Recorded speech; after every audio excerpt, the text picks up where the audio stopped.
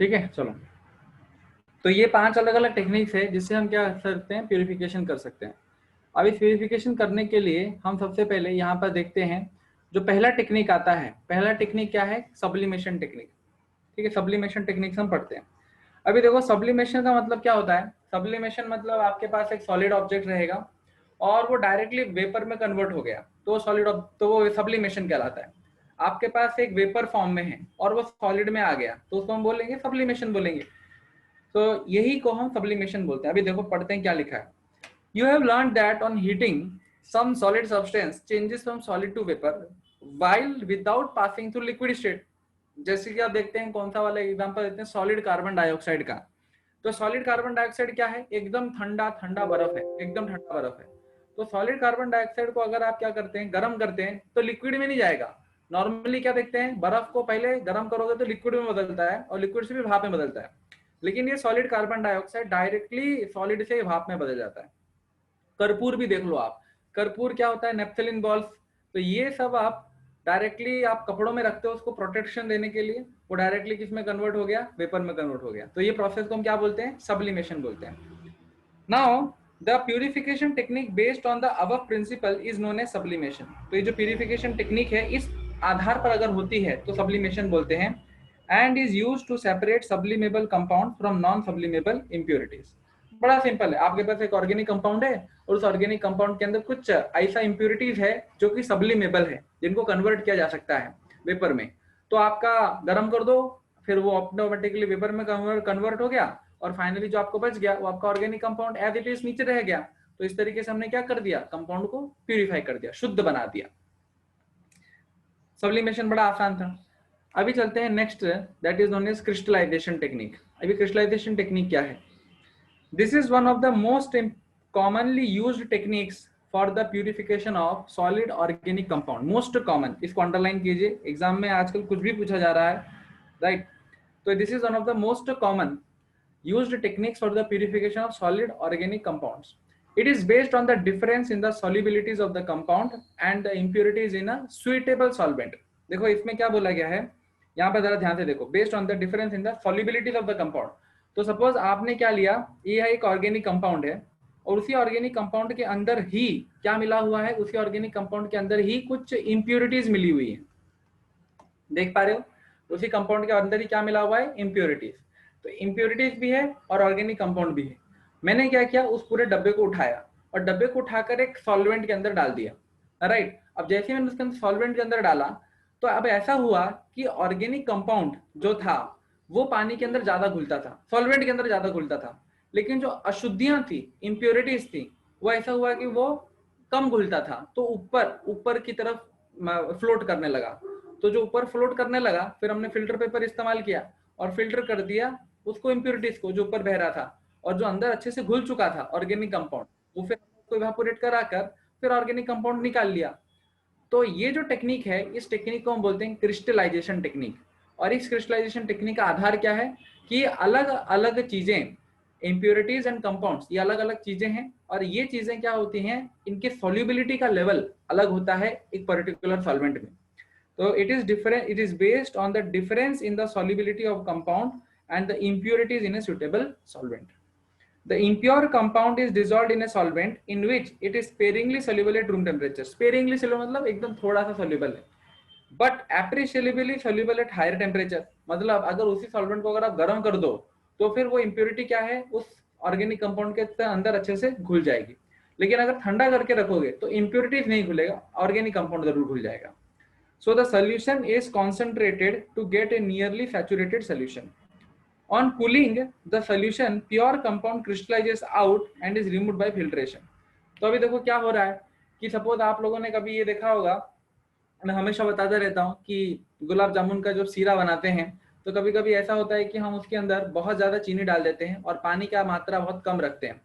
तो आपका सीरा बहुत बहुत बहुत ही गाढ़ा बन जाता है। इतना गर्म करते हैं, इतना गर्म करते हैं तो आपका चीनी का सीरा कितना हो जाता है, एकदम गाढ़ा हो जाता है, थिक हो जाता है। अभी वैसा थिक सीरा को अगर आप क्या करोगे, ठंडा करोगे, अचानक से उसको फ्रिज में रख दिया और ठंडा होने लगा, तो थोड़े टाइम बाद आप पाओगे कि अरे जो चीनी हमने डाली थी उसके अंदर, वो चीनी क्या है, अभी तो उस गर्म पानी से बाहर निकल आई है ना। और आपको ऐसा ये लगेगा, मिश्री जैसा मिलेगा। तो ये क्या हो गया, क्रिस्टलाइजेशन टेक्निक हो गई कि नहीं।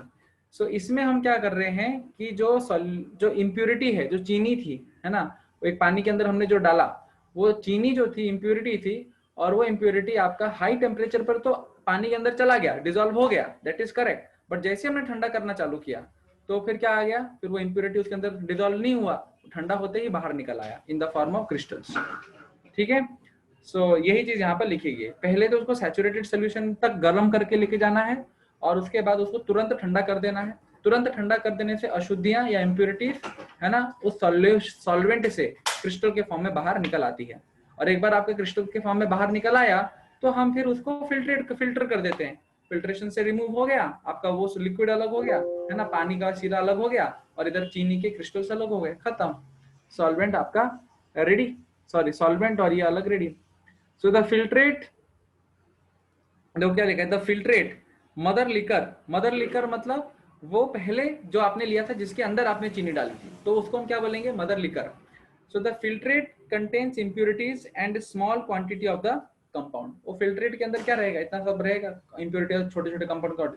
So if the compound is highly soluble in one solvent and very little soluble in another solvent, crystallization can be satisfactorily carried out in a mixture of these solvents. Impurities which impart color to the solution are removed by adsorbing over activated charcoal. तो यहाँ पर लिखा है कि जो impurities की वजह से सोल्यूशन को कलर मिला था, वो इम्प्योरिटीज को कैसे एडसॉर्ब कर सकते हैं, कैसे रिमूव कर सकते हैं, जब हम एक्टिवेटेड चारकोल लेंगे और एक्टिवेटेड चारकोल पे उसको एडसॉर्ब कराया जा सकता है। ये जस्ट एक टाइप की थ्योरी है, तो थ्योरी को बस थोड़ा थोड़ा पढ़ना है और इसी तरीके से ये थ्योरी बन जाएगी। अरे सब बच्चे जा कहाँ रहे हैं, मुझे ये समझ में नहीं आ रहा है, एक एक करके बच्चे लीव कर रहे हैं। 54, 53, 52।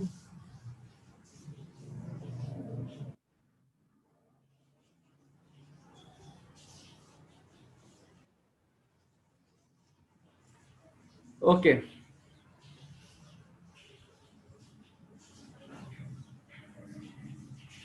पीपीटी, अभी पीपीटी की आदत हो गई है।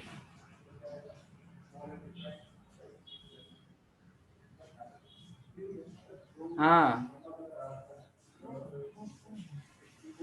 पीपीटी में सब नहीं दिया हुआ, देखो तन्मय को पता है पीपीटी को सब में नहीं दिया,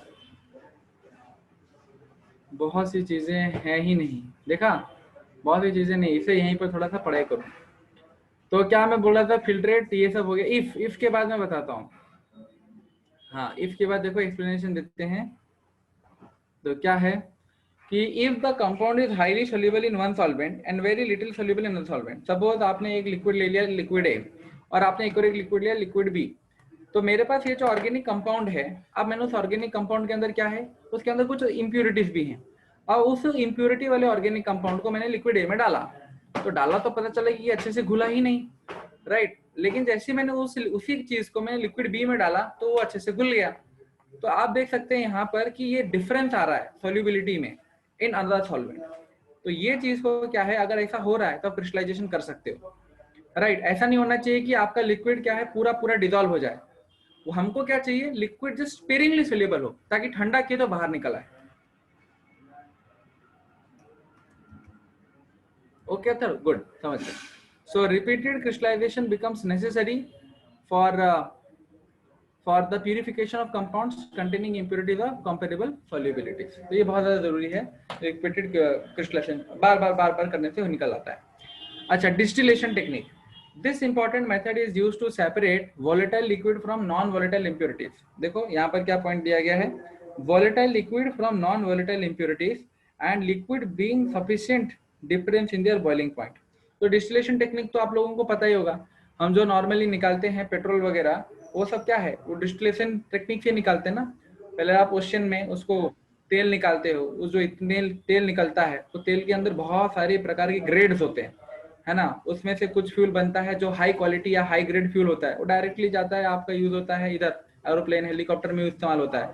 फिर लो ग्रेड फ्यूल, फिर और लो ग्रेड फ्यूल, फिर और लो ग्रेड फ्यूल। तो ऐसे करते करते करते जो हम, ये पहले के टाइम पे क्या होता था, एक ये इस्तेमाल करते थे, लाइट जाती थी तो टॉर्च वगैरह नहीं था, तो लैंप इस्तेमाल करते थे, लालटेन। तो लालटेन के अंदर हम क्या डालते थे, हाँ हाँ, किरोसिन, किरोसिन ना, तो किरोसिन डालते थे। तो केरोसिन क्या है, क्यों इतना सस्ते में मिल रहा है, 35 रुपए लीटर, क्यों इतना सस्ते में? बिकॉज वो लो ग्रेड है ना। केरोसिन से फ्लाइट चलती है। तो लो ग्रेड है ये। यहाँ पर बड़े बड़े लोग आए हुए हैं, इधर देखो दिस। तो इसीलिए यहाँ पर देखो volatile liquid from non volatile impurities and the liquid having sufficient difference in their boiling point. Now, liquid having different boiling point vaporize at different temperature. The vapors are cooled and the liquids so formed are collected separately. अभी देखो distillation technique में क्या करते हैं कि आपका पास एक liquid है और उस लिक्विड के अंदर बहुत से अलग अलग प्रकार के लिक्विड मिक्स है ना, ये लिक्विड ये लिक्विड ये लिक्विड ये सब क्या है, मिक्स हैं। लेकिन इनकी स्पेशल बात क्या है, द स्पेशल थिंग इज कि ये जो तीनों लिक्विड हैं ये इवेपोरेट नहीं करते एट वन टेम्परेचर, ये अलग अलग टेम्परेचर पर इवेपोरेट करते हैं। सपोज ये लिक्विड ए ले लो, ये लिक्विड बी ले लो, ये लिक्विड सी ले लो। तो लिक्विड ए आपका इवेपोरेट कर रहा है 100 के पर, लिक्विड बी इवेपोरेट कर रहा है 200 के पर, एंड लिक्विड 3 इवेपोरेट कर रहा है 300 के पर। तो तीन लिक्विड मिले हुए हैं लेकिन ये इवेपोरेट कर रहे हैं अलग अलग टेम्परेचर पर। तो मैं इसको गर्म करना चालू करूंगा। अब गर्म करना चालू किया तो सबसे पहले कौन सा निकलेगा, कौन जिसका बॉइलिंग पॉइंट जल्दी रीच कर गया 100 के, राइट। तो ये इवेपोरेट होके निकल गया, उसको हमने दूसरी नली में गैस के फॉर्म में रख लिया और फिर उसको कंडेंस कराकर एक बाटली में भर के ले गए। अभी दूसरा बचा लिक्विड बी। अब लिक्विड भी 200 केल्विन पर बोल रहा है कि मैं इवेपोरेट करूंगा, ठीक है। तो हमने और कुछ कोयला लेकर डाल दिया नीचे और आग लगा दिया। फिर वो ऐसा टेम्परेचर बढ़ा बढ़ा बढ़ा बढ़ा और 200 केल्विन तक पहुंच गया। जैसे 200 केल्विन पर पहुंचा फिर लिक्विड बोला कि अब मेरा टाइम आ गया है, अब मैं इधर से निकलता हूँ। फिर वो इवेपोरेट हो गया। फिर हमने एक और एक नली डाली और वो नली में जाकर ट्रांसफर होकर भाप के फॉर्म में, वेपर्स के फॉर्म में दूसरी जगह पर कंडेंस कराकर हमने बाटली में भर के निकल गए। अब बच गया लिक्विड सी। अब लिक्विड सी को फिर इवेपोरेट और करने की जरूरत ही क्या है, अब खाली तो वही बचा है, राइट। तो फिर हम उसको वैसे वो बाटली में है, बस उसको पैक करके लेके चले जाएंगे। तो ये प्रोसेस को हम बोलते हैं डिस्टिलेशन। और इस डिस्टिलेशन का आधार ही यही है कि जो सॉल्वेंट्स होते हैं एक पर्टिकुलर आपने जो ऑर्गेनिक कंपाउंड लिया है वो अलग अलग बॉइलिंग पॉइंट्स पर इवेपोरेट करते हैं, ठीक है ना।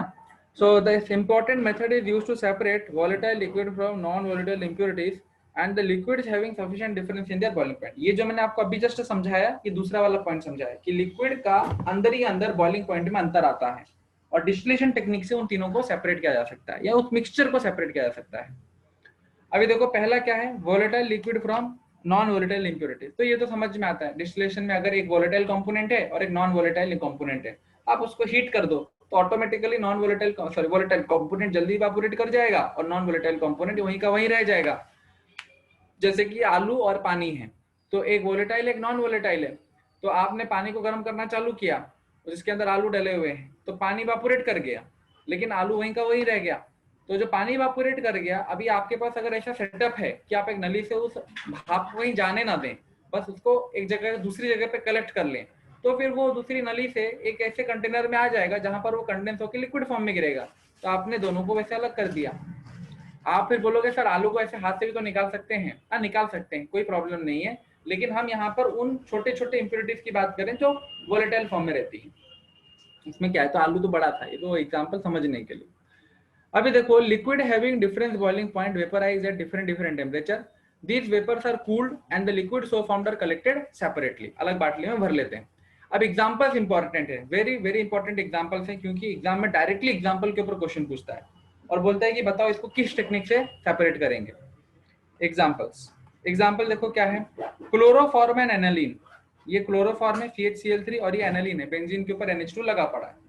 तो बॉइलिंग पॉइंट क्लोरोफॉर्म का क्या है 334 केल्विन और एनालिन का बॉइलिंग पॉइंट क्या है 457 केल्विन। अब आपने क्या है गर्म करना चालू किया, तो जैसे ही गर्म करना चालू किया तो सबसे पहले कौन निकलेगा, बताओ सबसे पहले कौन निकलेगा?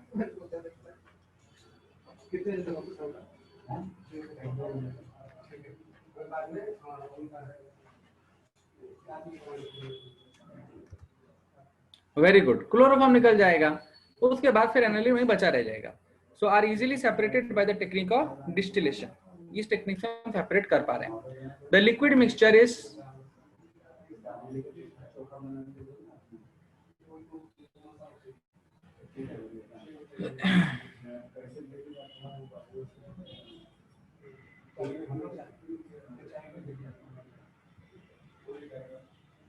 The liquid mixture taken in a round bottom flask and heated carefully. अभी ये पूरा सेटअप है, इतना बड़ा सेटअप है, तो ये हमारा है राउंड बॉटम फ्लास्क, है ना। राउंड बॉटम मतलब यहाँ पर इसका बॉटम देख सकते हैं राउंड है, इसलिए इसको राउंड बॉटम फ्लास्क बोला जाता है, लेकिन ऊपर वाला एकदम पतला है। तो राउंड बॉटम फ्लास्क में हमने ऑर्गेनिक कंपाउंड रखा है, गर्म कर रहे हैं नीचे से, ऊपर से भाप, जो पहले भाप बना भाप बनेगा, फिर यहाँ से इसको नली में पकड़ेंगे, नली में पकड़ने के बाद जैसे थिस्टल से निकलेगा और इधर से ये कंडेंस हो रहा है। इस प्रोसेस के टाइम पे कंडेंस हो रहा है, इसलिए इसको क्या बोलेंगे, कंडेंसर। तो कंडेंस हो रहा है, कंडेंस होके फिर हमने यहाँ पर इसको दूसरी बाटली में पानी के रूप में डाल दिया, बस खत्म। So on boiling the vapors of lower boiling component are formed first, पहले वही बन जाते हैं, and the vapors are condensed by using a condenser। Vapours को किससे कंडेंस किया जाता है, कंडेंसर से। एक एक चीज पूरा ध्यान से नोट करके रखिएगा, क्योंकि एग्जाम में कुछ भी पूछा जा सकता है। तो यहाँ पर देखो कंडेंसर से उसको कंडेंस करते हैं, and the liquid is collected in a receiver. ये क्या है, रिसीवर, जहां पर रिसीव हो रहा है liquid. So the vapours of higher boiling point component form later and the liquid can be collected separately. इस तरीके से हमने दोनों लिक्विड को क्या कर दिया, सेपरेट कर दिया। तो बड़ा सिंपल टेक्निक था, इसमें कुछ आपको लगता है डिफिकल्टी नहीं आएगी। वो सिंक का काम क्या है, टू सिंक। सिंक क्या है, एक और एक जगह है। सिंक मतलब आपका क्या बोलते हैं, जहां पर वेस्ट चीजें हैं वहां पर डालना रहता है, वो सिंक होता है। जैसे आपने पढ़ा हुआ थर्मोडायनेमिक्स में, सोर्स एंड सिंक, तो वो है सिंक। सिंक में हमको वेस्टेज चीज जो नहीं चाहिए वो डालते हैं, वो सिंक रहता है। ओके, तो अभी आप देखो फ्रैक्शनल डिस्टिलेशन। अभी एक डिस्टिलेशन हो गया और एक फ्रैक्शनल डिस्टिलेशन हो गया। अभी आप सोच रहे होंगे सर डिस्टिलेशन और फ्रैक्शनल डिस्टिलेशन में क्या अंतर है। देखो इसका नाम में ही इसका आंसर छुपा है। डिस्टिलेशन मतलब क्या, दो लिक्विड रहेंगे और उन दोनों के बॉइलिंग पॉइंट में एक बड़ा सा अंतर आएगा। सपोज मेरे पास लिक्विड ए है, तो इसका टेम्परेचर 300 केल्विन पर बॉयल होता है, और एक लिक्विड बी है जो 200 केल्विन पर बॉयल होता है। तो देखो दोनों के बॉइलिंग पॉइंट में कितना बड़ा डिफरेंस है, हमको समझ में आ रहा है कि हाँ भाई difference is very very huge. तो उसके लिए हम डिस्टिलेशन टेक्निक इस्तेमाल करेंगे। लेकिन अगर ए और बी में डिफरेंस अगर बड़ा फ्रैक्शन का होता, fraction in the sense that suppose एक लिक्विड है 200 केल्विन पर बॉयल होता है, और एक और एक लिक्विड है जिसके साथ वो मिला हुआ है और वो बॉयल होता है 200.10 केल्विन पे। अब देख लो, कर लो बात। अब आप 200 केल्विन हो और या 200.10 केल्विन लो, अगर आप हीट करने निकले तो दोनों एक ही टेम्परेचर पर हीट करके निकल जाएंगे। और इवन अगर अलग अलग भी निकले तो कितना अंतर लगेगा, 200 से 200.10 केल्विन तक पहुंचने में कितना अंतर लगेगा, very fast it will happen. तो हम डिटेक्ट ही नहीं कर पाएंगे कि गैस कब उड़ा। तो जब आपके बॉइलिंग पॉइंट्स में बड़ा फ्रैक्शन का अंतर आता है, या फिर वेरी लेस बोल सकते हैं, वेरी लेस, है ना। यहाँ तो मैंने 200 और 200.10 दिया है, मतलब very little gap is there, like 200 हो सकता है या 201 हो सकता है, 200 या 202 हो सकता है, very little gap. And distillation मतलब वेरी बिग गैप। तो इसके लिए हम क्या करते हैं, फ्रैक्शनल डिस्टिलेशन टेक्निक इस्तेमाल करते हैं। अभी आप देखो फ्रैक्शनल डिस्टिलेशन टेक्निक में, सॉरी राइट, तो यहां पर देखो फ्रैक्शनल डिस्टिलेशन टेक्निक में क्या है।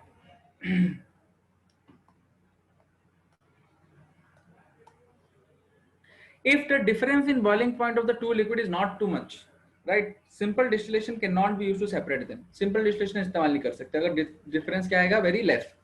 the vapors of such liquids are formed within the same temperature range and are condensed simultaneously। ये very important। तो अगर आपने ऐसे लिक्विड को बॉयल करना चालू किया तो पता चला दोनों लिक्विड एक साथ उड़ जाएंगे और एक साथ कंडेंस हो जाएंगे, फिर आपको वैसा का वैसा मिल गया, जहां से चालू किया था वहीं पर हम अटके।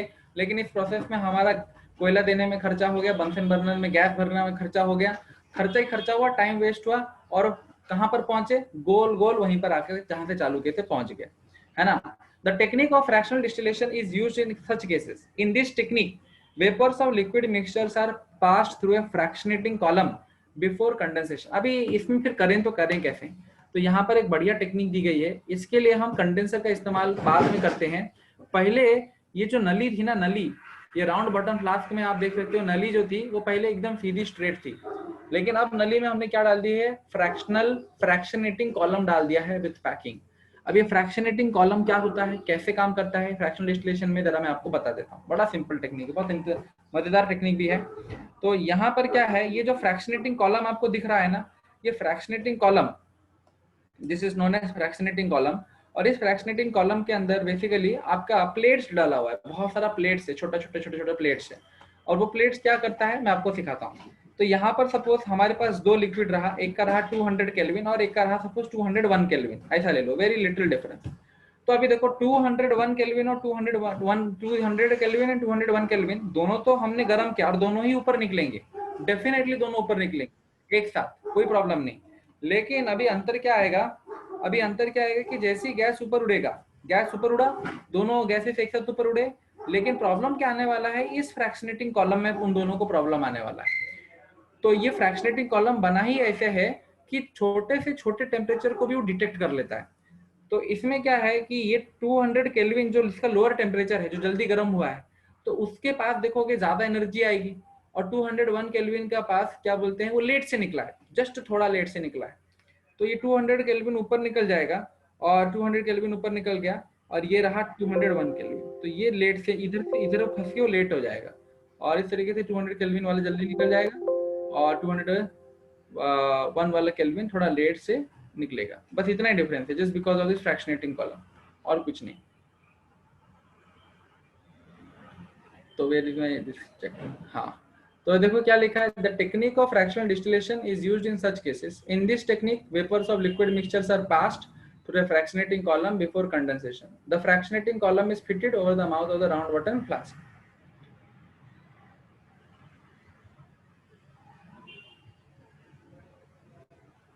देखो, vapors of the liquid with higher boiling point condense before the vapors of the liquid with lower boiling point. Right? तो यहाँ पर क्या लिखा है, vapors of the liquid with higher boiling point. Higher boiling point मतलब 201 kelvin वाला व्यक्ति, तो वो क्या है, वो जल्दी कंडेंस करता है, राइट, वो जल्दी कंडेंस करेगा before the vapours of the liquid with lower boiling point, वो लेट से कंडेंस होगा। तो 200 केल्विन वाला जो लिक्विड है वो थोड़ा लेट से कंडेंस होगा, ये लेट से कंडेंस होगा, लेकिन ये जो 201 केल्विन वाला बंदा है वो जल्दी कंडेंस होएगा। क्यों, आप बता सकते हैं कि 201 केल्विन वाला बंदा क्यों जल्दी कंडेंस होगा? क्योंकि 201 केल्विन वाला बंदा का भाप जो है वो क्या बोलते हैं, जल्दी जल्दी उड़ेगा, भले ही वो लेट से बना, लेट 200 और 201 कितना लेट है, बस फ्रैक्शंस ऑफ सेकंड्स का अंतर है। तो 201 केल्विन वाला क्या है, वो जल्दी जल्दी भाप बन के ऊपर उड़ जाएगा, और 200 केल्विन वाला उसी फ्रैक्शनेटिंग कॉलम में घुसने में थोड़ा लेट हो जाएगा। तो 201 केल्विन जैसे ऊपर उड़ेगा तो जल्दी वो कंडेंस होकर निकल जाएगा, ठीक है। तो the vapours rising up in the fractionating column become richer in more volatile component. By the time the vapors reach to the top of the fractionating column, these are rich in the more volatile component. So fractionating columns are available in various okay. तो वही चीज है कि जब तक ये condense होके नीचे पानी बह जाएगा तब तक फिर क्या होगा, ये धीरे धीरे धीरे धीरे ऊपर पहुंच रहा होगा। तो ये लोअर बॉइलिंग पॉइंट वाला बंदा या 200 केल्विन वाला बंदा जितना टाइम लेगा ऊपर तक पहुंचने में, उतने ही टाइम में ये 201 केल्विन वाला बंदा ऊपर उड़ के कंडेंस होके पानी में कन्वर्ट हो जाएगा। तो इसलिए हमको क्या है, इधर एक लिक्विड मिल गया और इधर जो हमको फ्रैक्शनेटिंग कॉलम में गैस अटक गया, तो फिर हम फिर उसको कंडेंस करके अलग कर सकते हैं, उसमें कोई दिक्कत नहीं। अभी देखो फ्रैक्शनेटिंग कॉलम जो होते हैं वो अलग अलग साइज में अवेलेबल है ना, अलग अलग डिजाइन में भी अवेलेबल है। A fractionating column provides many surfaces for heat exchanges between the ascending vapors and the descending condensed liquid.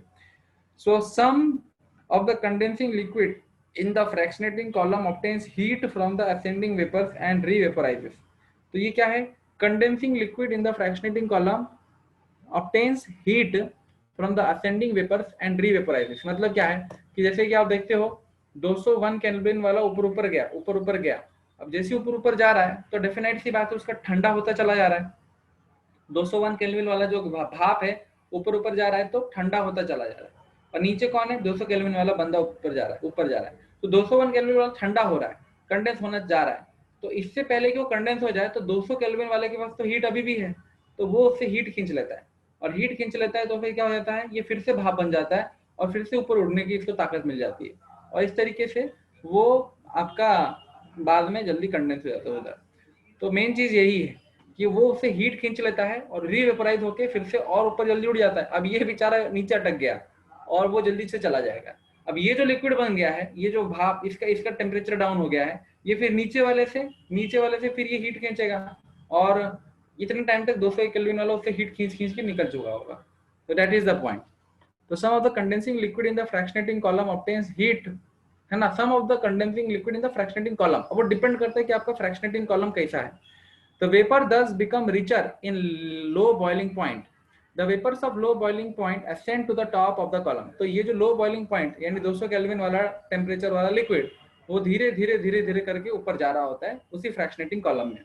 So the vapours thus become richer in the low boiling point. अब देख सकते हैं ना fractionating column में किस type का liquid, किस temperature वाला लिक्विड ज्यादा अमाउंट में होता है, लो बॉइलिंग पॉइंट वाला। And the vapors of low boiling component ascend to the top of the column. On reaching the top, the vapors become pure in low boiling point and low boiling component and pass through the condenser, and the pure liquid is collected in a receiver. वहां पे receiver में collect होता है। तो after a series of successive distillation, ऐसा बार बार करने से, क्योंकि काफी slow चलता है process, the remaining liquid in the distillation flask gets enriched in high boiling point and each successive condensation and vaporization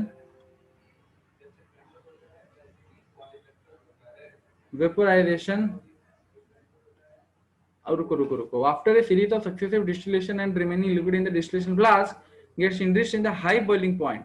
अच्छा, each successive condensation and vaporization unit in the fractionating column is called theoretical plate. Okay तो ये अलग अलग size और shapes के अलग अलग प्रकार के फ्रैक्शनेटिंग कॉलम है। कुछ टाइटली पैक्ड आपको कॉलम मिलेंगे और कुछ आपको ये कॉलम मिलेंगे, इस टाइप के कॉलम मिलेंगे।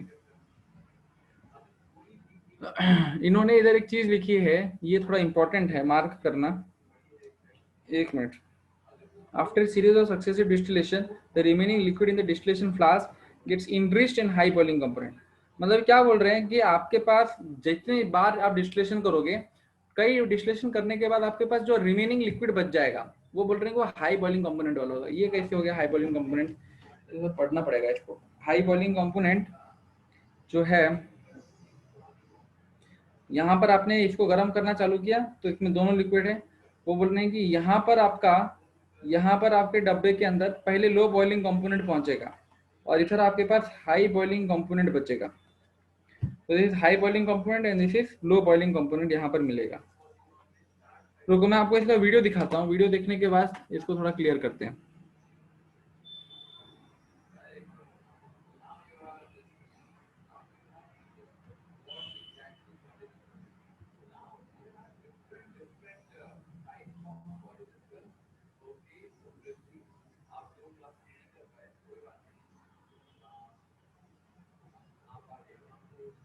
रुको fractional distillation,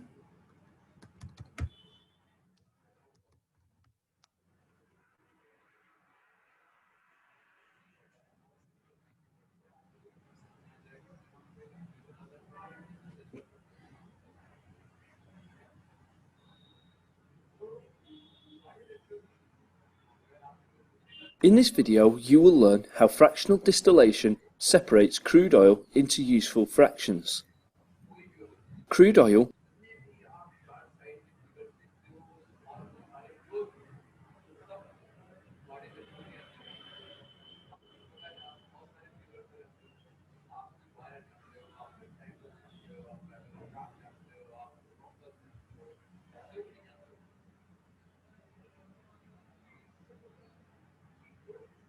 is the term used to describe unprocessed oil. That is oil that has been taken directly out of the ground, either on land or under the sea. It is an exceptionally valuable resource. It provides us with a great number of hydrocarbons, some of which are useful as fuels, and others are used in the manufacture of many different chemicals and even plastics. However, in the raw form as crude oil, it can be a viscous, dark-coloured tar-like consistency, and the different fractions of hydrocarbons must be separated by fractional distillation for them to be useful. Before we understand how fractional distillation works, we should be clear that crude oil is a mixture of hydrocarbons with different chain lengths, some being short molecules and some being very long. Intermolecular forces act between molecules, and the longer the molecule, the greater the intermolecular force. As you can see here, the small molecules have weaker intermolecular forces, and so will require less energy to break them apart and turn them into a gas. They have a lower boiling point. The longer molecules have greater intermolecular forces. More energy is required, a higher temperature will be needed to evaporate these molecules. They have a higher boiling point. Now we understand how chain length is related to the boiling point of a molecule. Let us look at how this method works. As you can see, crude oil is heated up to a high temperature outside of the fractionated column. The hot crude oil, now mostly in vapour form, is pumped into the column. The column has a heat gradient and is very hot at the bottom, going cooler as we move up to the top. Even at the very bottom of the column, where the temperature is still high, some long chain molecules with high boiling points begin to condense back into a liquid. These are collected at the bottom of the column. The rest of the molecules start to rise up the column, making their way through bubble caps in each tray. The bubble caps slow down the rate of the rising vapour, and eventually the vapours get too cool, condense, and are collected as liquids in the trays. Small molecules have low boiling points, and so condense much higher in the column, where the temperature is cooler still.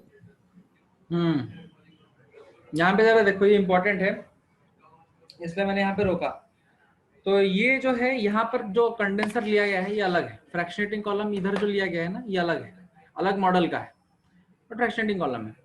तो इधर इन्होंने जैसे petroleum डाला, तो petroleum इधर डाला, petroleum के अलग अलग मिक्सचर हैं. तो अब उन्होंने गर्म करना चालू किया. तो ये क्या बोल रहे हैं कि जो लो बॉइलिंग पॉइंट वाला चीज है, लो बॉइलिंग पॉइंट, तो वो लो बॉइलिंग पॉइंट जैसे ये देखो, यहाँ पर देख सकते हो 20 डिग्री सेल्सियस वाला एक है. 20 डिग्री सेल्सियस सबसे लो बॉइलिंग पॉइंट है, तो वो ऊपर तक चला जाता है. और जो हाई बॉइलिंग पॉइंट वाला बंदा है, तो हाई बॉइलिंग पॉइंट वाला वो क्या है, वो जल्दी जल्दी ऊपर उड़ तो गया. देखो, हाई बॉइलिंग वाला बंदा जल्दी जल्दी ऊपर उड़ तो रहा है, लेकिन क्या है, ऊपर टेम्परेचर ठंडा होता चला जा रहा है. तो ठंडा होता चला जा रहा है करके वो जल्दी कंडेंस भी हो जाता है, और कंडेंस होने के बाद फिर से नीचे गिर जाता है. ये वाला वो पॉइंट है. यहाँ पर ये गड़बड़ हो रहा था. जो हाई बॉइलिंग पॉइंट वाला बंदा था, जो हम बोल रहे थे 201 केल्विन वाला, वो क्या है, वो जल्दी उड़ जाएगा, लेकिन जैसे वो जल्दी ऊपर पहुंचेगा तो ऊपर क्या है, टेम्परेचर कम है ना, हीट तो नीचे से दी जा रही है, ऊपर टेम्परेचर कम है, तो ठंडा भी जल्दी हो जाएगा. ठंडा जल्दी हो जाएगा तो वो नीचे गिर जाएगा, और नीचे यहाँ पर वो गिर गया है.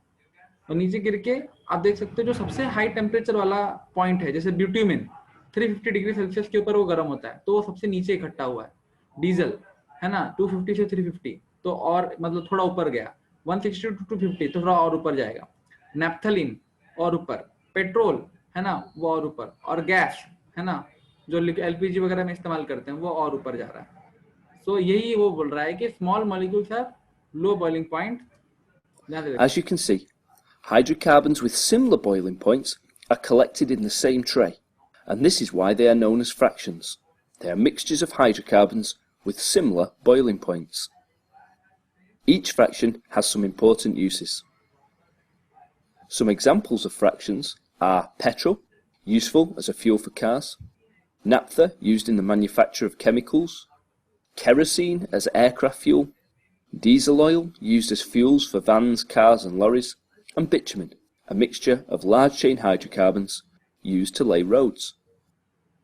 Now, at the end of this video, you should understand that crude oil is a mixture of important hydrocarbons, and that fractional distillation is the method used to separate crude oil into useful fractions with similar boiling point.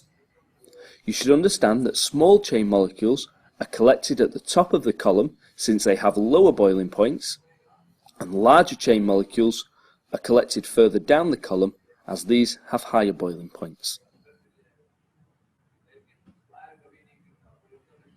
Okay.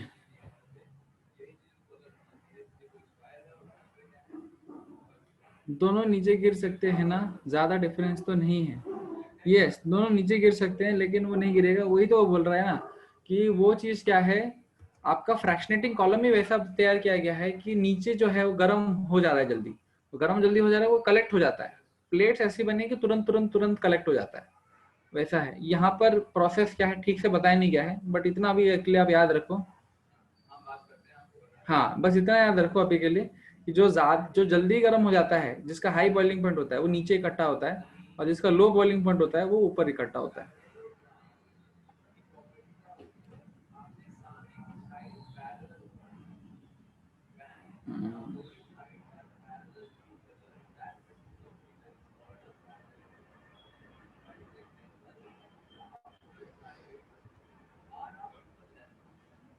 पर क्या कर रहा है? तो ये अलग अलग fractional डिस्टिलेटिंग columns हैं। तो ये ऐसा है, so now the contained liquid in the fractionating column obtain heat on the ascending order। तो थ्योरेटिकल प्लेट्स बोलते हैं। ये थ्योरेटिकल प्लेट किसको बोला जाता है? ये जो अंदर अंदर आप फ्रैक्शनल डिस्टिलेशन कॉलम में प्लेट्स देख रहे हैं ना, ये छोटे छोटे बीच में जो प्लेट्स आते हैं, इनको क्या बोलते हैं? थ्योरेटिकल प्लेट्स बोलते हैं, थ्योरेटिकल प्लेट्स। तो commercially columns with hundreds of plates are available. तो ऐसा हमारा मार्केट में अवेलेबिलिटी है कि जिनमें हंड्रेड्स ऑफ प्लेट्स होते हैं। One of the technological application of fractional distillation is to separate different fractions of crude oil in petroleum industry। तो अभी हमने उसी के ऊपर पढ़ाई की थी, क्रूड ऑयल को कैसे डिफरेंशिएट करते हैं। अभी देखो डिस्टिलेशन क्या है आपका, अलग अलग टाइप्स का है, और भी अलग अलग टाइप्स का है। तो दो प्रकार का हम पढ़ते हैं, उसके बाद खत्म करेंगे। एक है distillation under reduced pressure. Reduced pressure मतलब डिस्टिलेशन आप कर रहे हो, ऊपर से आपने प्रेशर बड़ा कम लगा रखा है, क्यों? So this method is used to purify liquid having very high boiling point and those which decompose at or below their boiling points इसका मतलब क्या है? तो ये टेक्निक किसके लिए इस्तेमाल की जाती है? ये टेक्निक उन लिक्विड के लिए इस्तेमाल की जाती है कि जो एक्चुअली में गर्म होते हैं बहुत ही हाई टेम्परेचर पर। समझ में आ गया? बहुत हाई टेम्परेचर पर गर्म होते हैं, और इन लिक्विड को, और इसमें फिर प्रॉब्लम क्या है? सो ये प्रॉब्लम ये है कि अगर आप इनको हाई टेम्परेचर पर लेकर जाकर बॉईल भी करोगे, समझ में आया? देखो तो ये क्या हो जाएंगे? डिकम्पोज हो जाएंगे, नष्ट हो जाएंगे ये लिक्विड। तो इसलिए हम फिर बॉइलिंग पॉइंट करें तो करियर कैसे? हमारा जो डिस्टिलेशन टेक्निक था वो तो बॉइलिंग पॉइंट पे ही काम करता था। अगर बॉइलिंग पॉइंट ही हमारा रीच करना है, और रीच, हाँ, प्रेशर बढ़ाने से बीपी घटता है, राइट। तो अभी देखो, तो अभी जैसे ही हमने बॉइलिंग पॉइंट के ऊपर तो गर्म किया, तो ये लिक्विड क्या हो गया? तुरंत डिकम्पोज हो गया। अब क्या करें भाई? अब बड़ा क्वेश्चन आ गया। तो such liquid are made to boil at a temperature lower than normal boiling point by reducing the pressure on their surface, है ना? तो जब ऊपर से प्रेशर घटा देंगे तो बॉइलिंग पॉइंट भी तो घट जाएगा। थोड़ा ये भी तो सोचो, इनका बॉइलिंग पॉइंट क्या था? बहुत हाई, और हाई तक गर्म करोगे तो नष्ट हो जाएंगे। तो बेटर क्या है? इन लिक्विड का बॉइलिंग पॉइंट ही घटा दो। अब इन लिक्विड का बॉइलिंग पॉइंट घटेगा कैसे? जब आप ऊपर से प्रेशर रिड्यूस कर दोगे। मैंने आपको स्टेट्स ऑफ मैटर के चैप्टर में कंसेप्ट बताया था कि एटमॉस्फेरिक प्रेशर और बॉइलिंग पॉइंट का कनेक्शन क्या है, बताया था ना? जैसे जैसे हम पहाड़ के ऊपर चढ़ते चले जाते हैं, आसमान के ऊपर जो प्रेशर है वो कम होता चला जाता है। तो इसीलिए आप देखोगे कि जब आप चावल और पानी को उबालने लगते हो, तो चावल पानी को उबालोगे, लेकिन क्योंकि बॉइलिंग ऊपर का प्रेशर कम हो गया है, तो बॉइलिंग पॉइंट भी कम हो जाएगा पानी का। तो बॉइलिंग पॉइंट 70 डिग्री पर बॉइल हो जाता है। अभी चावल को तो ये चाहिए 100 डिग्री पे बॉइल होना, लेकिन वो पानी ही जल्दी उबल गया है 70 डिग्री पे। तो अब भला ये चावल जो पकेगा वो कच्चा कच्चा रहेगा। इसीलिए हम ऊपर उसको प्रेशर कुकर में पकाते हैं, ऊपर जब हम पहाड़ियों पे जाते हैं तो, है ना? तो ऊपर प्रेशर कुकर में पकाने से अच्छा होता है। अरे माउंटेन पे अच्छा नहीं होता, माउंटेन पे पकाओगे तो अच्छा नहीं बनेगा, उसको प्रेशर कुकर में पकाओगे तभी बनेगा। तो यही चीज यहाँ पर बोली गई है। तो हम क्या करेंगे? ऐसे लिक्विड को अगर हमको करना है तो हम बॉइलिंग पॉइंट इनका घटा देंगे। तो बॉइलिंग पॉइंट घटा देंगे तो कैसे? ऊपर से प्रेशर हमने घटा दिया, सो लोअर देन द, और इनको उनके बॉइलिंग पॉइंट के नीचे उनको क्या कर रहे हैं? बॉइल कर रहे हैं। तो अभी डिकम्पोज भी नहीं होगा। So liquid boils at a temperature at which its vapour pressure is equal to the external pressure. Boiling point का कंसेप्ट ही वही है, the temperature at which internal pressure, है ना, vapour pressure is equal to the external pressure, तब वो boil करता है। तो अगर हमने एक्सटर्नल प्रेशर ही डिक्रीज कर दिया तो इंटरनल प्रेशर भी डिक्रीज होगा, और इंटरनल प्रेशर अगर डिक्रीज हो गया तो उतना मिनिमम प्रेशर को क्रिएट करने के लिए बॉइलिंग पॉइंट भी क्या करना पड़ेगा? कम करना पड़ेगा। So a liquid boils at a temperature at which its vapor pressure is equal to the external pressure. So the pressure is reduced with the help of a water pump. अब pressure को reduce भी कैसे करें? ये भी question आता है। तो कोई बात नहीं, वैक्यूम वगैरह हमारे पास है, उससे प्रेशर रिड्यूस हो जाता है। So the pressure is reduced with the help of water pump और वैक्यूम पंप, ठीक है ना? वाटर पंप और वैक्यूम पंप से क्या होता है? प्रेशर रिड्यूस हो जाता है। So glycerol can be separated from spent lye in soap industry by using the technique. तो जो ग्लिसरॉल क्या होता है, साबुन वगैरह सब होते हैं, वो कैसे सेपरेट होते हैं? स्पेंट लाई, स्पेंट लाई वही चीज है, केमिकल है। तो ग्लिसरॉल को स्पेंट लाई से कैसे अलग किया जाता है सोप इंडस्ट्री में? इसी टेक्निक से इस्तेमाल करते हैं, रिड्यूस्ड प्रेशर की डिस्टिलेशन करते हैं। और आपको याद रखना पड़ेगा एग्जांपल। तो आई होप दैट ये वाला समझ में आ गया है आपको। रिड्यूस प्रेशर का इस्तेमाल कब भर करते हैं? जब आपका लिक्विड का बॉइलिंग पॉइंट ज्यादा होता है और ज्यादा बॉइलिंग पॉइंट पे गर्म करोगे तो नष्ट हो जाता है। तो नष्ट ना हो करके हम उसका बॉइलिंग पॉइंट घटा देते हैं। कैसे? जब हम प्रेशर को रिड्यूस करते हैं। एग्जाम्पल यहाँ पर दिया गया, glycerol from spent lie.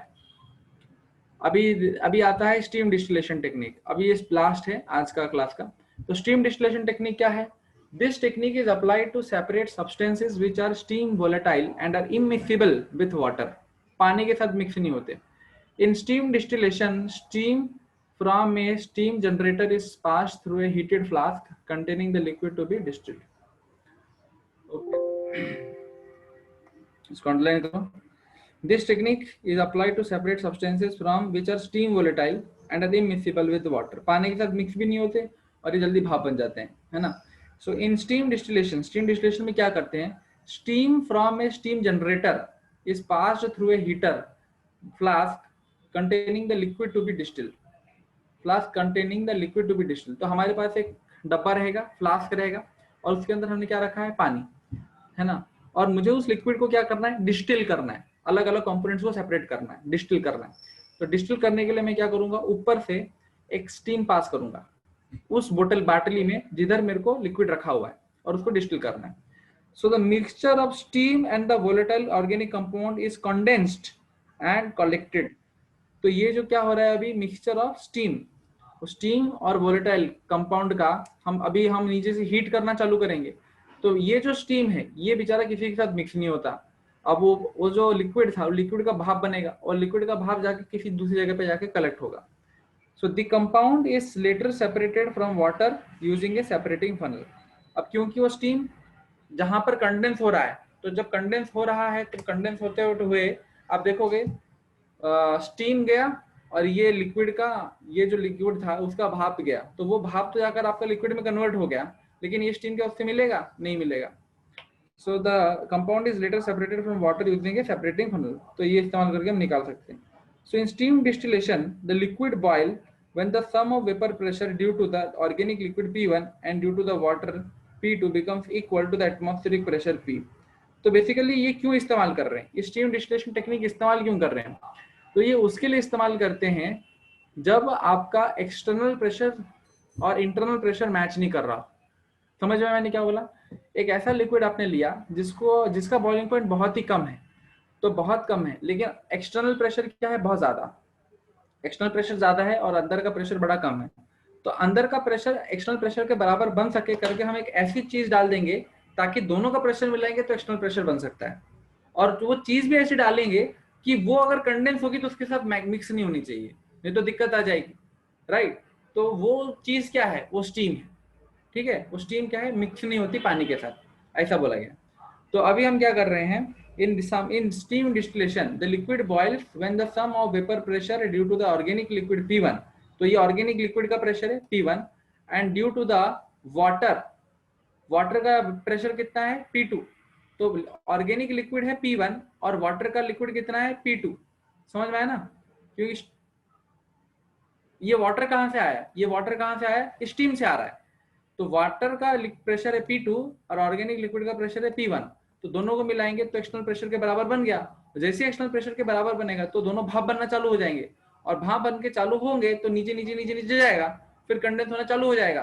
Condense होना चालू हो गया तो ये जो स्टीम ये जो स्टीम कंडेंस होगा, वो स्टीम क्या है? ऑर्गेनिक लिक्विड के साथ मिक्स नहीं होता है ना? यहाँ पे लिखा ना, इमिसिबल विथ वाटर, पानी के साथ मिक्स नहीं होता है, तो वो फिर आप सेपरेट कर सकते हो at lower temperature than its boiling point. तो एग्जांपल देखो, एग्जांपल समझोगे और अच्छे से। If one of the substance in the mixture is water, suppose आपके पास एक कंपाउंड है, मिक्सचर है, उसमें से एक कंपोनेंट कौन सा है? पानी वाला, एंड द अदर, और दूसरा चीज का है ए वाटर इनसोल्यूबल सब्सटेंस, है ना? और दूसरा क्या है? पानी में जो मिक्स नहीं होता है वो वाला कंपोनेंट है। Then the mixture will boil close to but below 373 kelvin. वो मिक्सचर क्या है? 373 केल्विन के नीचे बॉयल हो रहा है। A mixture of water and the substance is obtained which can be separated by using a separating funnel. फिर हम उसको separating funnel लेके इस्तेमाल कर देते हैं, अलग कर देते हैं. एग्जाम्पल क्या, एनालिन. तो aniline is separated by this technique from aniline water mixture. तो एनालिन और वाटर मिक्सचर को हम सेपरेट करते हैं स्टीम डिस्टिलेशन से. ठीक है.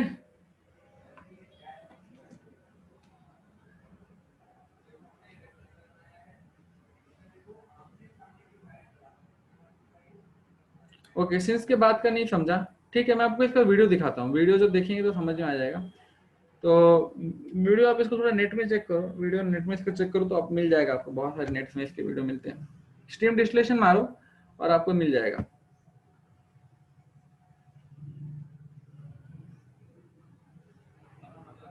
अभी मेरा डाउट सेशन क्या, P1 किसका है? P1 ऑर्गेनिक लिक्विड का है. तो मेरा डाउट सेशन जो रहता है सैटरडे और मंडे.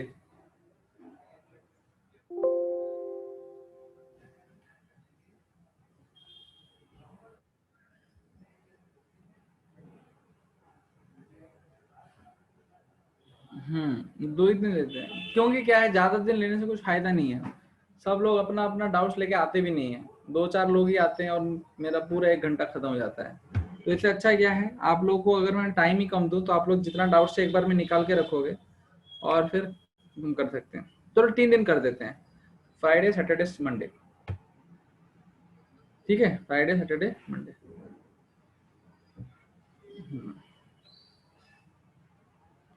ओके, तो इसका वीडियो वगैरह देखो पीयूष, थोड़ा वीडियो इसका देखोगे. एनिमेटेड वीडियो बहुत मिलता है, एनिमेटेड वीडियो देखो. अच्छा, नए डायग्राम है अभी के इंसर्टिव में. चलेगा सुमित? आप आओ फ्राइडे को, मैं क्लियर कर देता हूँ.